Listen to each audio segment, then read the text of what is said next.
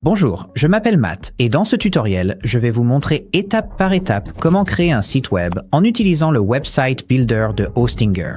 Nous allons voir comment créer votre site, personnaliser votre design et votre contenu, être trouvé sur les moteurs de recherche et mettre votre site en ligne avec votre propre nom de domaine et une adresse email professionnelle. Tout ce dont vous avez besoin aussi rapidement que possible. Et je ne vais rien omettre, donc même si vous n'avez jamais créé de site web auparavant, vous pourrez suivre facilement. À la fin de cette vidéo, vous repartirez avec un site web professionnel complet. Pour commencer, il vous faut un compte Hostinger. Pour la meilleure offre, utilisez notre lien partenaire pour 10% de remise en plus sur le forfait de votre choix. C'est cumulable avec les promos en cours. Utilisez le lien à l'écran ou cliquez sur le premier lien en description ci-dessous. Lorsque vous cliquez sur ce lien, vous arriverez sur cette page-ci. Les offres de la vente du Nouvel An sont en cours pendant que j'enregistre en ce moment, donc cela pourrait être différent pour vous. Si nous cliquons sur « Commencer maintenant », la page va défiler vers le bas et ici nous pouvons comparer les différents forfaits. Si nous comparons le forfait Premium au forfait Business, vous remarquerez que le Premium suffit pour des sites web simples. Mais si vous prévoyez d'utiliser votre site pour de l'e-commerce afin de vendre des produits, il vous faudra le forfait Business ou supérieur. Le forfait Business inclut également des outils comme le générateur d'images IA, le rédacteur IA, le générateur de blog IA et les outils SEO IA. Tout cela rend la création d'un site web professionnel et le marketing super facile et rapide, et vous n'y avez pas accès avec le forfait Premium. Je recommande vivement le forfait Business. Cette offre nous permet d'héberger et de créer un site web professionnel complet pour seulement quelques dollars par mois. Je vais donc cliquer sur « Choisir le forfait ». Vous serez redirigé vers votre panier. Et la seule chose que vous devez décider ici, c'est la durée de votre inscription. Si vous cliquez sur le menu déroulant de la période, vous verrez 4 options. 1 mois, 12 mois, 24 mois et 48 mois. Vous avez besoin du forfait 12 mois ou plus pour obtenir le nom de domaine gratuit. Mais pour la meilleure valeur possible, je recommande le forfait 48 mois. C'est celui qui vous revient le moins cher par mois. Vous pouvez le voir ici. C'est 2 $ et 69 cents par mois. Et si vous regardez en bas à droite du récapitulatif de commande, le coupon MM10 obtenu en cliquant sur notre lien a déjà été appliqué automatiquement. Choisissez la durée qui vous convient, puis, lorsque vous êtes prêt, cliquez sur « Continuer ». Ensuite, vous devrez créer votre compte. Vous pouvez vous inscrire avec votre compte Google ou GitHub ou saisir votre adresse email et votre mot de passe manuellement. J'ai choisi mon adresse email. Cliquez sur « S'inscrire » pour continuer. Sur la page suivante, saisissez votre adresse de facturation et vos informations de paiement pour finaliser la transaction. Lorsque votre transaction est terminée, vous recevrez ce message de confirmation. Vous pouvez cliquer sur le bouton « Commencer » ou attendre la fin du compte à rebours. Maintenant que notre compte est entièrement configuré, nous pouvons passer directement à la création de notre site web. Et nous sommes immédiatement accueillis par ce processus d'intégration. Pour cette question, à qui s'adresse ce site web, choisissez l'option la plus pertinente puis cliquez sur « Suivant ». Pour la question « Voulez-vous créer ou migrer un site web ?», cliquez sur « Créer un site web ». Puis cliquez sur « Suivant ». Pour « Comment souhaitez-vous créer votre site web ?», choisissez cette option « Créateur de site web ». Puis cliquez sur « Suivant ».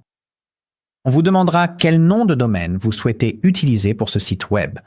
Vous pouvez rechercher un nom de domaine maintenant, mais je vous montrerai comment faire cela plus tard dans la vidéo. Donc, pour l'instant, cliquez sur « Utiliser un domaine temporaire ». Maintenant, on arrive à la partie amusante où l'on va vraiment commencer à construire le site web. Hostinger vous invite à décrire votre idée de site web ou à choisir une option suggérée. Si vous souhaitez opter pour la méthode classique et commencer avec un modèle pour votre site web, vous pouvez le trouver ici en cliquant sur « Modèle prédéfini ». Ici, vous pouvez rechercher par catégorie, faire défiler et trouver un modèle qui constitue un bon point de départ pour votre site en fonction de votre esthétique et de votre activité. Mais pour ce tutoriel, nous allons utiliser la méthode du créateur de site web par IA. Je vais donc cliquer sur « Essayer le créateur de site web par IA » pour revenir en arrière. De retour sur l'écran de saisie de l'IA, décrivons notre idée de site web. Ici, il faut vraiment être très précis. Parlez de ce que fait votre entreprise, de qui elle s'adresse et de l'ambiance que vous souhaitez pour votre site web. Plus vous donnerez de détails, meilleur sera votre point de départ. Si vous ne savez pas exactement quoi dire ici, vous pouvez toujours discuter avec un LLM comme ChatGPT ou Claude pour obtenir de l'aide. Je crée un site web pour un salon de thé appelé The Gentle Kettle. Donc, dans mon prompt, j'ai décrit le salon de thé lui-même, en expliquant qu'il est calme et chaleureux. C'est un endroit où les gens peuvent ralentir et se reconnecter. Peut-être lire un livre. Il y a du bois naturel et une lumière chaleureuse. Et j'ai aussi parlé de la voix de la marque, qui doit être chaleureuse, humaine et rassurante.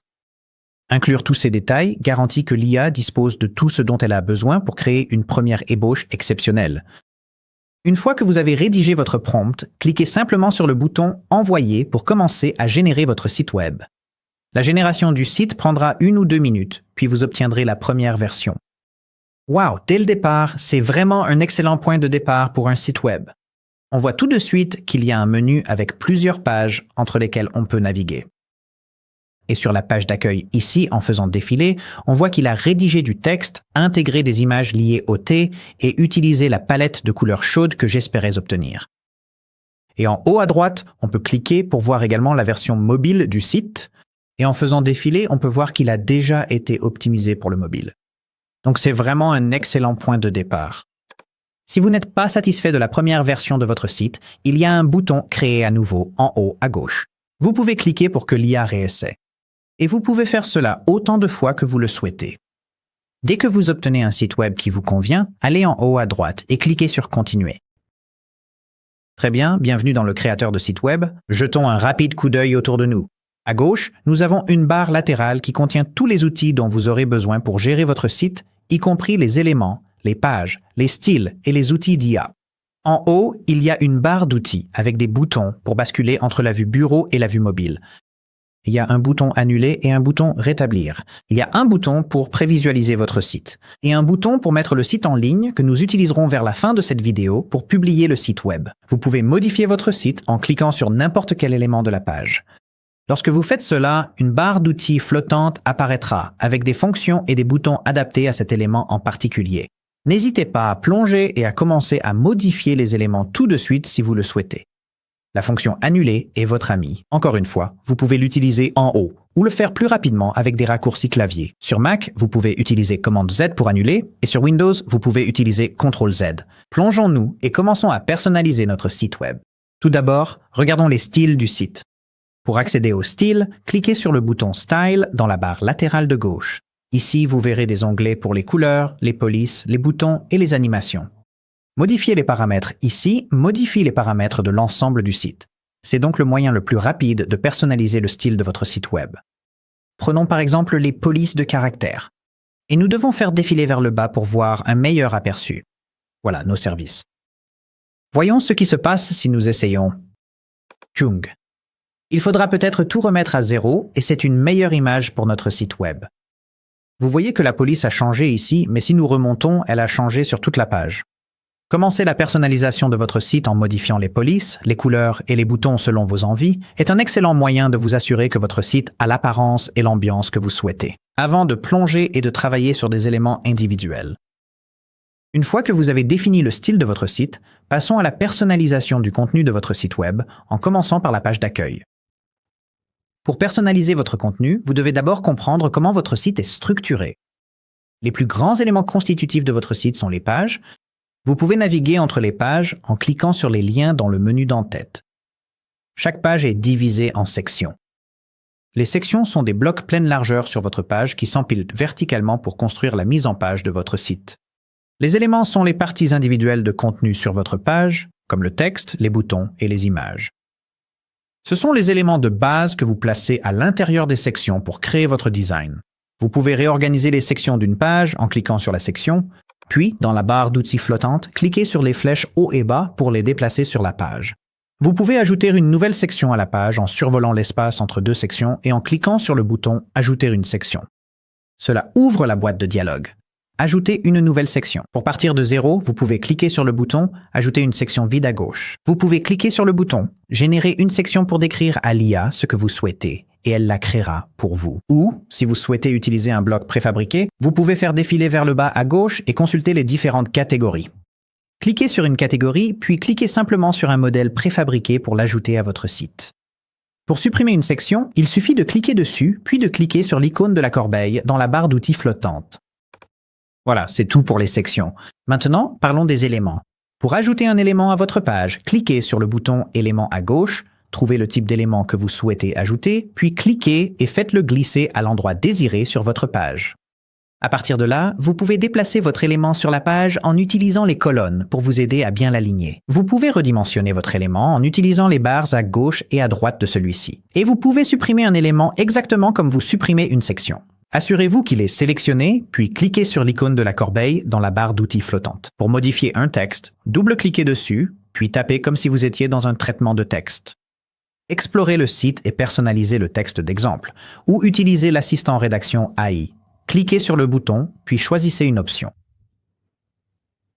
Pour modifier des images, cliquez sur l'une d'elles, puis cliquez sur Modifier l'image.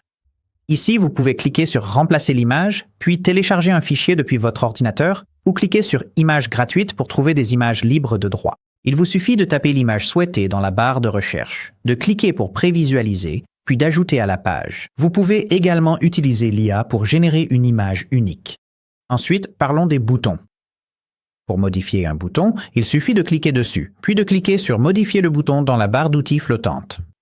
Tapez dans le champ de texte du bouton pour changer ce qu'il affiche. Dans notre cas, je veux que le bouton mène au menu. Je vais donc taper Notre menu. Et ensuite, ici en bas, vous pouvez saisir l'URL vers laquelle vous souhaitez que le bouton redirige. Mais pour les pages de notre site web, nous pouvons cliquer sur le menu déroulant du lien. Sélectionnez Page, cliquez sur le menu déroulant. Sélectionnez une page, puis choisissez la page souhaitée dans la liste, dans notre cas, Menu. Ensuite, vous pouvez choisir d'ouvrir ou non ce lien dans un nouvel onglet. Parlons maintenant des arrière-plans. Remarquez que l'arrière-plan de cette section est blanc, celui-ci a de la couleur, et celui-là a de la couleur avec un dégradé. Mais les arrière-plans de section peuvent aussi être des images ou des vidéos. Par exemple, j'aimerais que l'arrière-plan de cette section Héros, en haut de la page d'accueil, soit une vidéo de thé en train d'être versée. Donc tout d'abord, nous allons préparer la section. Je vais cliquer sur cette image, puis cliquer sur Supprimer dans la barre d'outils. Ensuite, nous allons redimensionner ce texte pour qu'il s'adapte mieux à la page. Et pour réellement changer l'arrière-plan de la section, nous allons cliquer sur la section. Ensuite, cliquez sur Modifier la section dans la barre d'outils, et ici vous avez les paramètres de votre section. Vous avez 3 onglets pour l'arrière-plan, Couleur, Images et Vidéo. Vous pouvez changer la couleur de votre section en cliquant ici, et vous pouvez même animer le dégradé si vous le souhaitez. Vous pouvez cliquer sur l'onglet Image. Et nous avons déjà vu comment remplacer des images. C'est un processus assez similaire, ou vous pouvez cliquer sur Vidéo, puis cliquer sur Remplacer la vidéo. Et ici, vous pouvez rechercher dans la vidéothèque des options de vidéos gratuites. Par exemple, cherchons thé, et choisissons cette vidéo où l'on verse du thé. Pour l'ajouter, cliquez sur Sélectionner l'élément. Et le résultat est plutôt sympa. Mais le texte blanc sur l'arrière-plan est un peu difficile à lire. Heureusement, c'est facile à corriger. Vous pouvez augmenter le contraste entre l'arrière-plan et vos éléments de premier plan en faisant glisser le curseur d'opacité de la superposition jusqu'à obtenir un bon équilibre. À peu près ici, peut-être. Enfin, parlons rapidement des intégrations. Les intégrations sont des outils tiers que vous pouvez ajouter à votre site. Des choses comme Google Maps, des widgets de réservation et des flux sociaux. Si vous avez besoin de quelque chose de spécifique qui n'apparaît pas dans les options d'éléments, vous pouvez le faire via les intégrations. Pour ajouter une intégration, cliquez sur le menu à 3 points pour plus d'options, puis cliquez sur Intégration.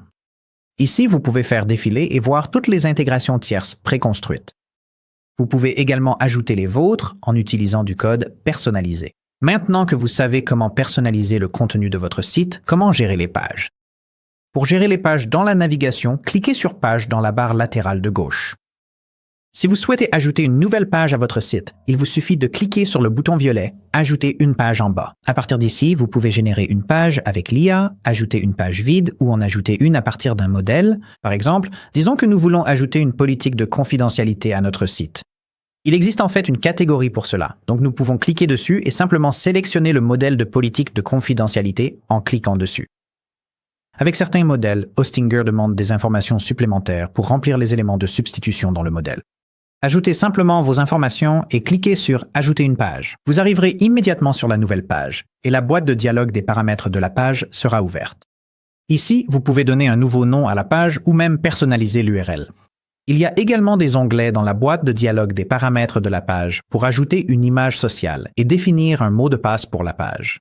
Lorsque vous avez terminé de modifier les paramètres de la page, cliquez sur « Enregistrer ». Si vous regardez l'en-tête du site web, vous pouvez voir que la nouvelle page a été automatiquement ajoutée au menu de navigation et qu'elle a été placée à la fin de la liste. Si vous souhaitez réorganiser l'ordre de ce menu, vous pouvez utiliser le panneau de navigation principal situé sur la gauche. Il vous suffit de cliquer et de faire glisser les 6 points à gauche du nom de n'importe quelle page pour la déplacer à un nouvel emplacement. Vous pouvez également faire de la page une sous-page d'une autre page en la faisant glisser vers la droite dans la navigation, sous un autre élément. Enfin, si vous ne souhaitez pas que cette page apparaisse du tout dans votre navigation, mais que vous voulez qu'elle reste accessible via l'URL, vous pouvez la faire glisser tout en bas, dans cette section masquée de la navigation.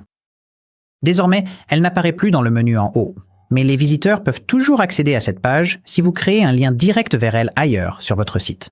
Enfin, si vous avez besoin de mettre à jour les paramètres de votre page, il vous suffit de cliquer sur les 3 points à droite du nom de la page dans votre panneau de gestion des pages, puis de sélectionner l'option la plus appropriée.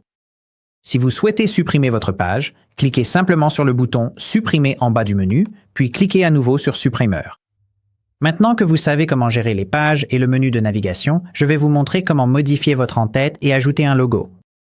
Il vous suffit de cliquer sur la section en-tête en haut de la page, puis de cliquer sur « Modifier l'en-tête ». Cela ouvre la boîte de dialogue des paramètres d'en-tête. Et ici, vous pouvez voir qu'il y a 4 onglets pour gérer votre en-tête. Disposition, éléments, logo et style. Commençons par le logo. Si vous avez déjà un logo, vous pouvez cliquer sur le bouton « Remplacer l'image » pour télécharger votre fichier logo depuis votre ordinateur. Si vous n'avez pas encore de logo, vous pouvez cliquer sur « Utiliser l'IA » pour créer un logo unique.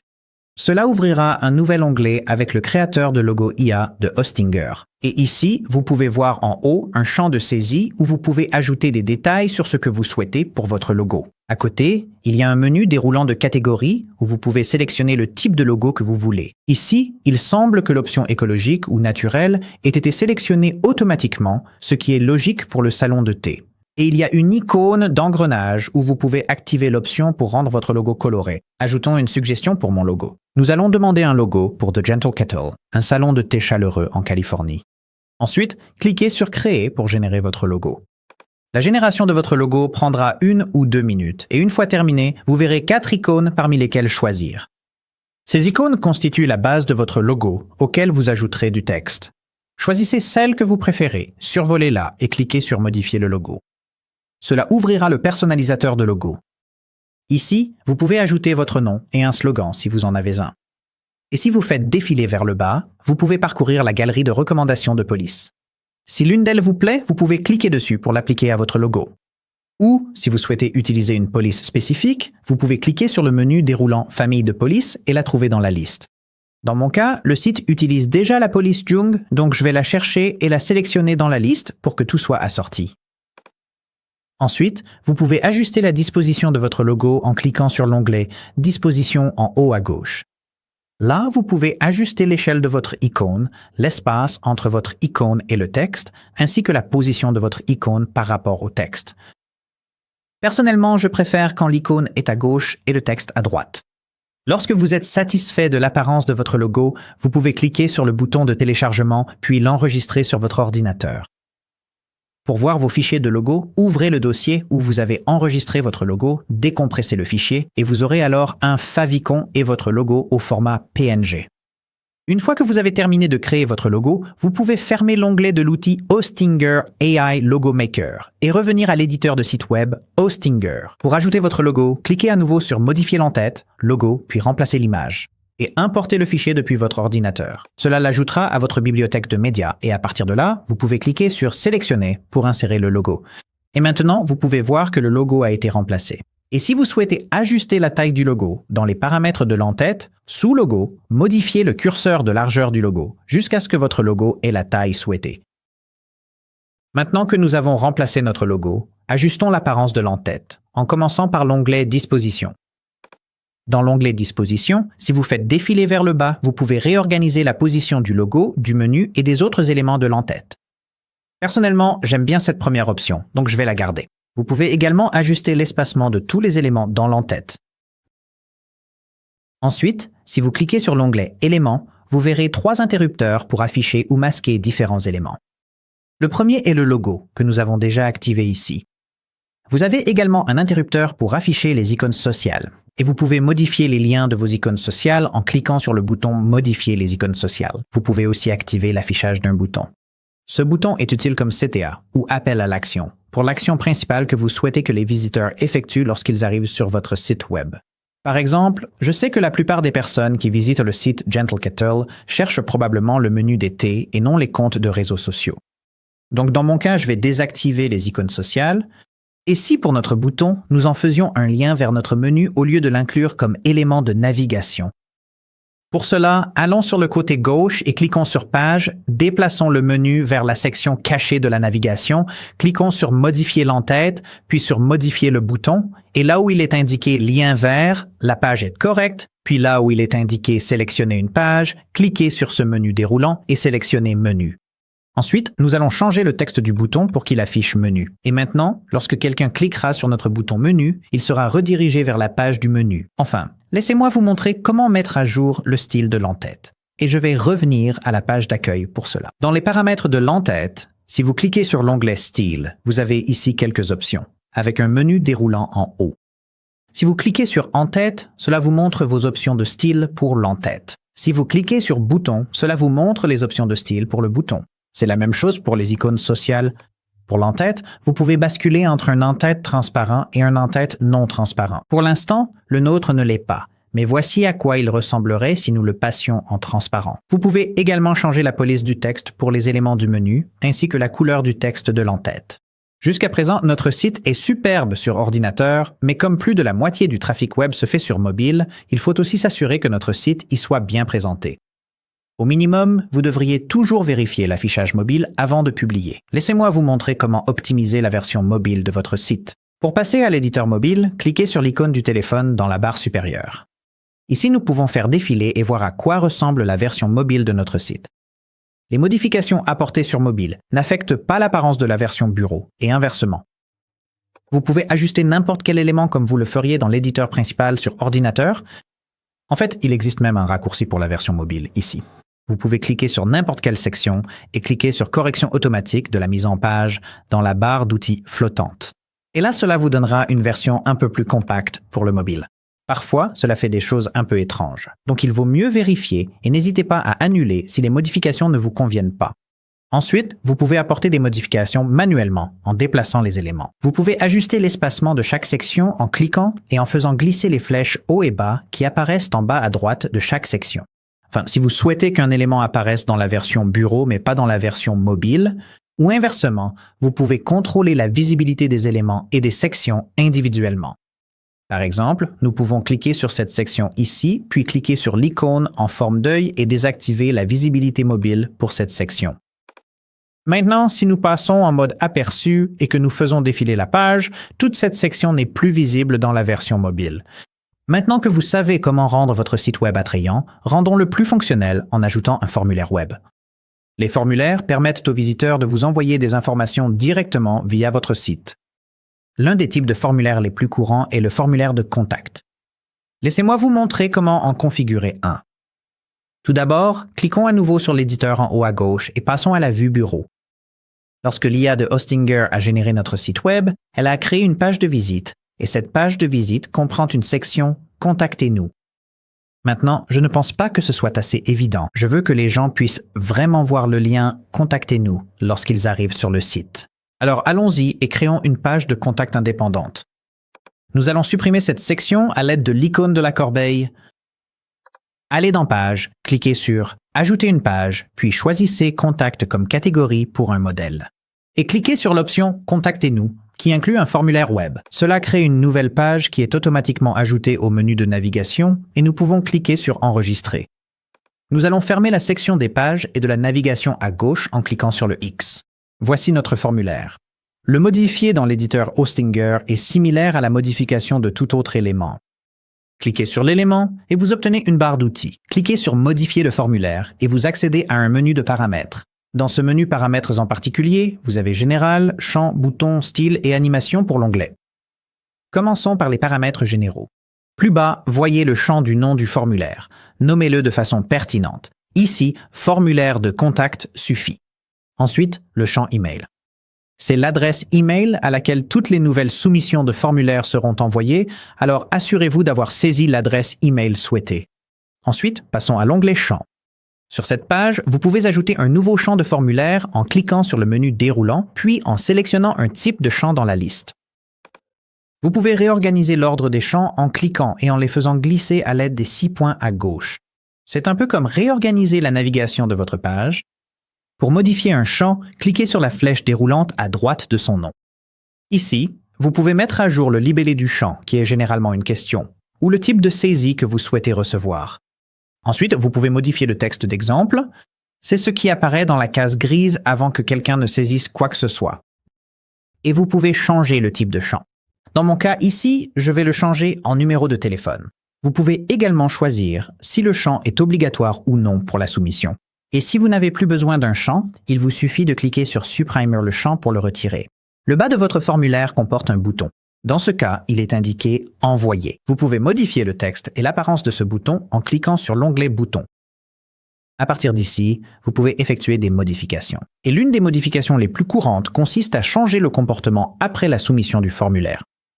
Vous pouvez faire en sorte qu'un message s'affiche après la soumission du formulaire, ou vous pouvez cliquer sur « Lier une nouvelle page » pour rediriger quelqu'un vers une nouvelle page de votre site, généralement une page de remerciement ou une page de confirmation.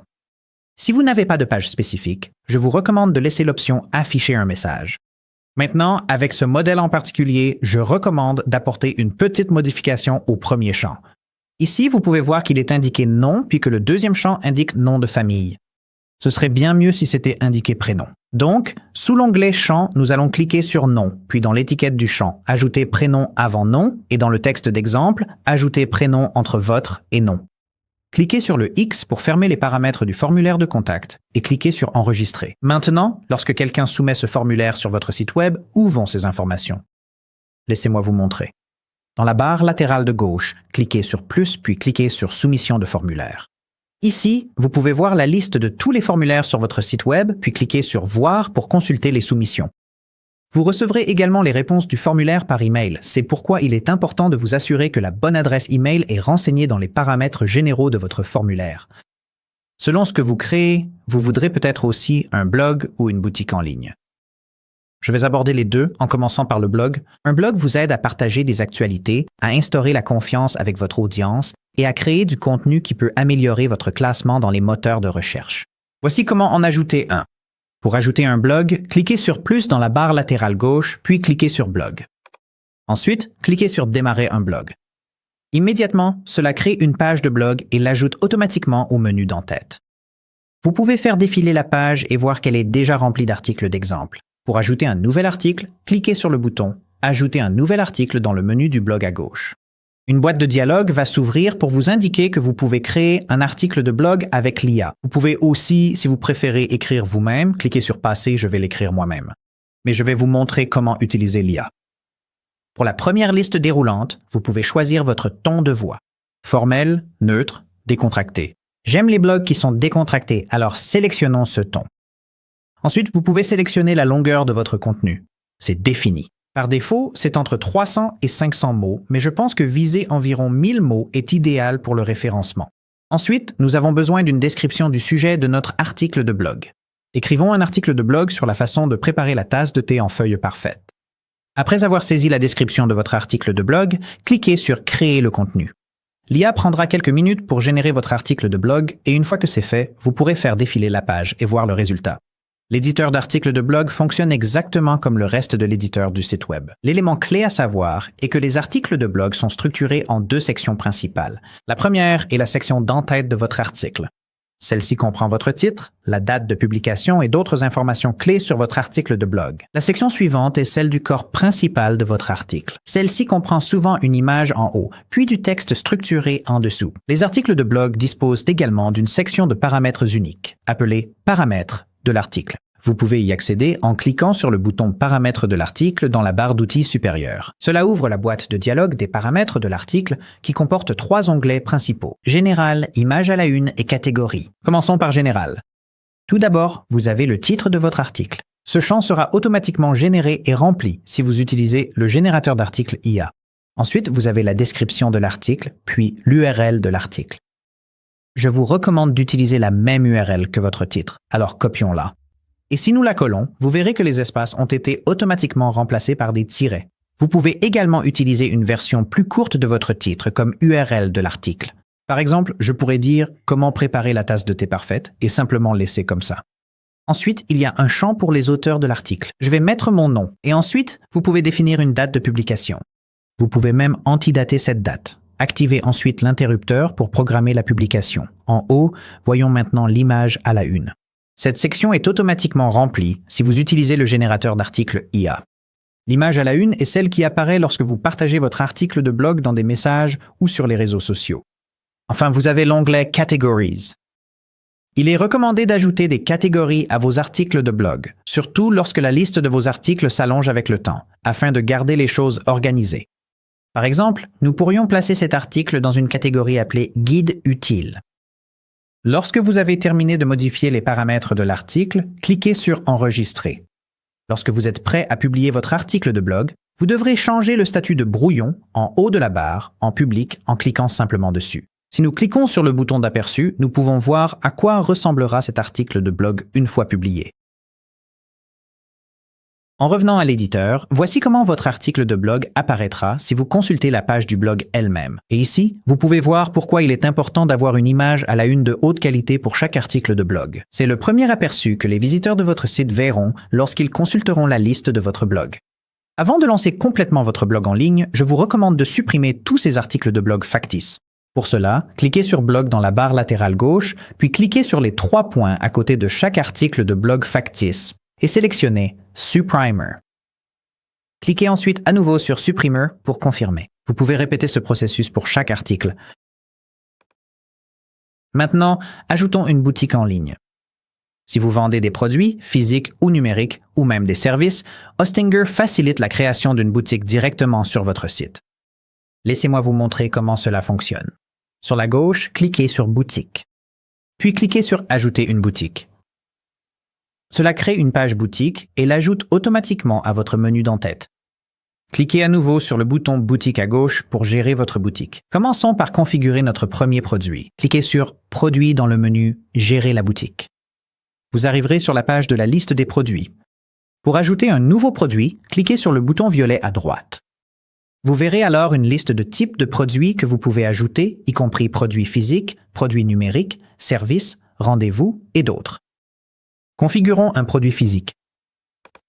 Cela ouvrira le formulaire de détail du produit.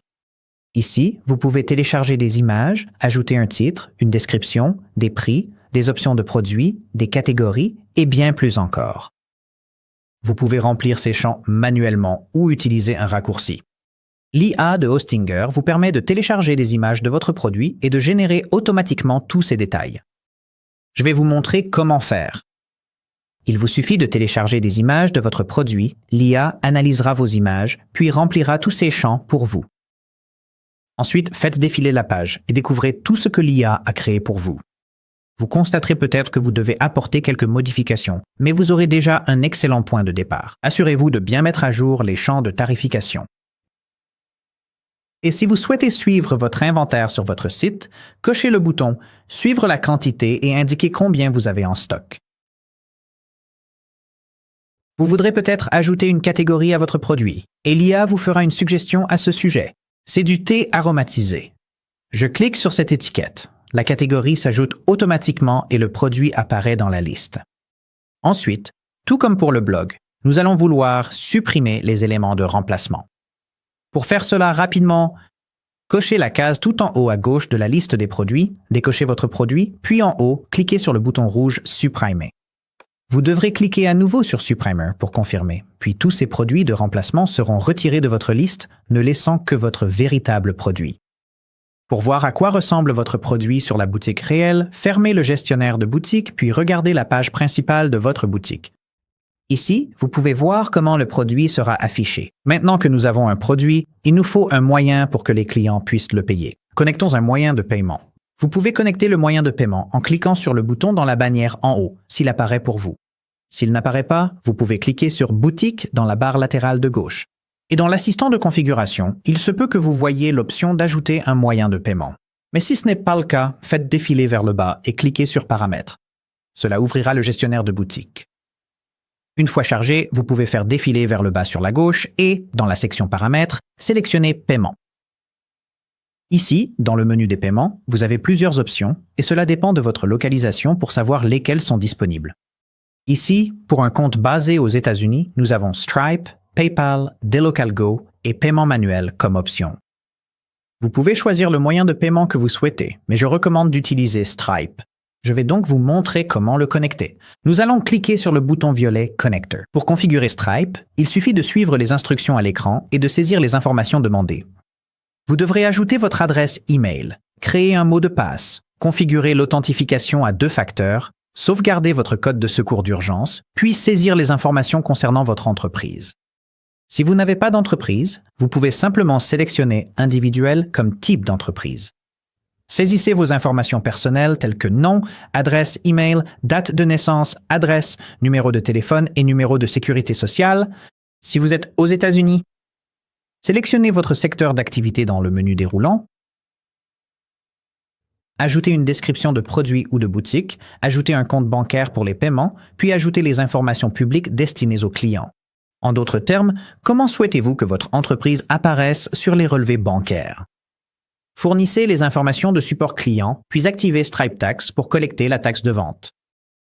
Sur la dernière page, vérifiez que toutes vos informations sont correctes. Et si c'est le cas, cliquez sur « Accepter et envoyer ». Vous serez redirigé vers la page des paiements dans le gestionnaire de boutique et vous devriez voir que Stripe est connecté. Cependant, si vous voyez « Configuration non terminée », il se peut que vous deviez effectuer une vérification supplémentaire dans votre compte Stripe. Pour ce faire, cliquez sur « Gérer », puis cliquez sur « Terminer la configuration » en haut pour accéder à votre compte Stripe et suivez les instructions qui vous sont données. Maintenant que nous avons configuré les paiements, passons à la configuration de la livraison. Cliquez sur « Livraison » dans le menu de gauche de votre gestionnaire de boutique, sous la section « Paramètres ». La première chose à faire est de créer une zone de livraison. Une zone est la région dans laquelle vous acceptez d'expédier vos produits. Pour créer une zone, cliquez sur « Créer une zone ». Ensuite, vous devrez nommer votre zone de livraison. Cette zone apparaîtra pour vos clients sur votre site, alors donnez-lui un nom pertinent. Par exemple, si vous acceptez d'expédier aux États-Unis, saisissez « États-Unis ». Ensuite, ajoutez des pays en cliquant sur le bouton « Ajouter un pays », puis sélectionnez dans la liste les pays vers lesquels vous acceptez d'expédier. Assurez-vous de cliquer sur « Enregistrer ». Juste en dessous, vous verrez les options de livraison. C'est ici que vous définissez les tarifs de livraison. Vous pouvez ajouter de nouveaux tarifs en cliquant sur « Ajouter une option » ou modifier un tarif existant en cliquant simplement dessus. Ici, vous pouvez ajuster votre tarif, le nom et le prix. Par défaut, il s'agit d'un tarif fixe, mais vous pouvez également calculer les tarifs en cliquant sur « Conditions », puis en calculant le tarif en fonction du prix de la commande ou du poids de la commande. Je vous recommande de garder cela simple au début.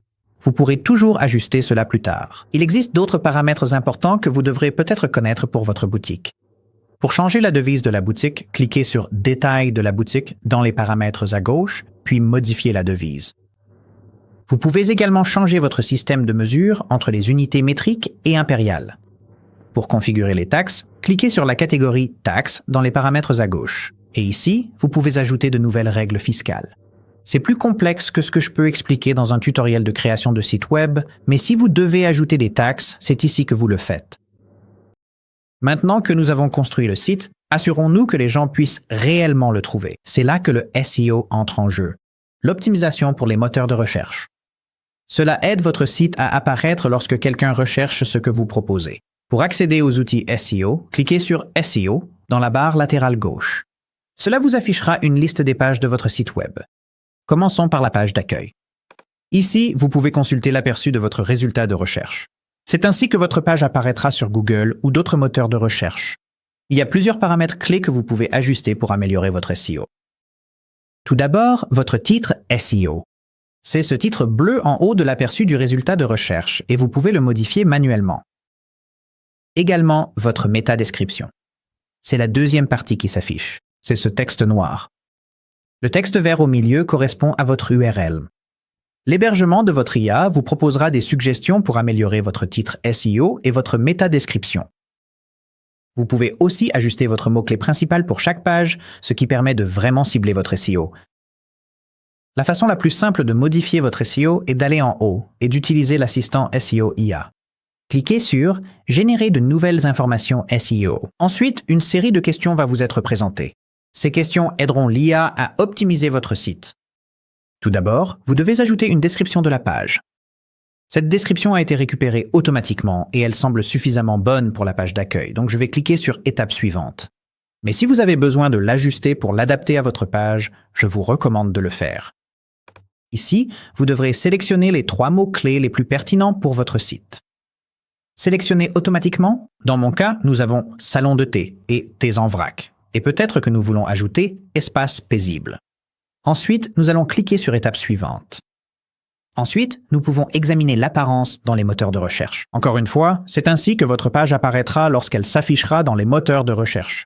Vous pouvez ajuster le titre SEO et la métadescription ici en bas. Et faites attention à l'apparence ici en haut. C'est votre première impression. Personnellement, je suis satisfait de ces modifications, donc je vais cliquer sur « Terminer ». Et voilà. Cette page a maintenant été optimisée et vous pouvez voir qu'elle est prête car il y a une coche verte sur le côté gauche. Je vous recommande de faire cela pour chaque page de votre site web. Maintenant, si vous avez une page que vous ne souhaitez pas voir apparaître dans les résultats de recherche, vous pouvez activer l'interrupteur à côté de « Masquer la page des résultats de recherche » pour vous assurer que les gens ne la découvrent pas par accident. Ensuite, connectons votre domaine. C'est l'adresse web que les gens taperont pour visiter votre site. Dans la barre d'outils en haut, cliquez sur « Connecter un domaine », puis cliquez sur « Obtenir un domaine ». Cela va nous amener sur cette page ici, qui vous semblera peut-être familière. Nous avons sauté cette étape lors du processus d'intégration plus tôt dans cette vidéo. Vous avez 2 options ici. Premièrement, vous pouvez réclamer un domaine. Vous en obtiendrez un gratuitement si vous avez acheté un forfait de 12 mois ou plus. Ou vous pouvez simplement en acheter un. Sinon, vous pouvez connecter un domaine existant si vous en possédez déjà un. Dans tous les cas, le processus est le même ici. Dans cette barre ici, recherchez le domaine que vous souhaitez connecter à votre site. Dans mon cas, ce sera thegentlerkettle.com. Ici, je peux voir qu'il est disponible. Et comme j'ai acheté un forfait de 12 mois ou plus, il apparaît comme gratuit pour la première année. Je vais donc le sélectionner. Ensuite, cliquez sur « Suivant ». Ensuite, vous devrez enregistrer votre domaine. Allez-y et saisissez vos informations. Puis, lorsque vous avez terminé, cliquez sur « Terminer l'enregistrement ». Une fois que c'est fait, vous recevrez une confirmation indiquant que le domaine a été ajouté à votre site. Maintenant, il est également indiqué « N'oubliez pas de vérifier votre adresse email ». Vous devez faire cela afin de pouvoir continuer à utiliser votre nom de domaine. Sinon, ils le bloqueront après 14 jours. Donc, allez dans votre boîte de réception, trouvez l'email de Hostinger et vérifiez votre adresse email. Une fois que vous aurez fait cela, vous recevrez une confirmation indiquant que votre email a été vérifié.